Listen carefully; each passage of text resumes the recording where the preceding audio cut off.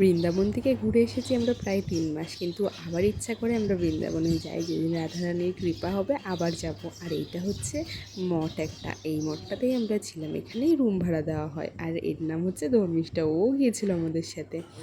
আর এটা হচ্ছে নিধিবন, এই গাছগুলো সব ভগবানের সখী ভগবান।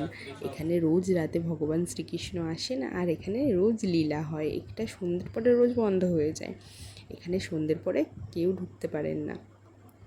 তারপরে ওখান থেকে বেরিয়ে আমরা চলে গিয়েছিলাম বাঁকে বিহারীর মন্দিরে। বাঁকে বিহারীর মন্দিরে আমরা খুব সুন্দর টাইমে গিয়েছিলাম, আরতি হচ্ছিল তখন। আর এখানে না প্রদীপে আরতি হয় না, সব জায়গায় এরকমই আরতি হয়। আর তারপরে আমরা চলে গেছিলাম কেশিঘাটে, ওখানে গিয়ে কিছুক্ষণ যমুনার পরে বসে আমরা রুমে এসেছি। আর এখানকার বাঁদরদের কথা আর কি বলবো, এরা কারোর কাছে যদি ব্যাগ ফোন কিছু দেখে সব নিয়ে নেয়। ফ্রুটি খাওয়াতে হয়, না হলে কলা দিতে হয়, তবে দেয়। আচ্ছা, আজকের ভিডিওটা ভালো লাগলে লাইক আর সাবস্ক্রাইব করতে ভুলবেন না। আজকের মতো বাই বাই।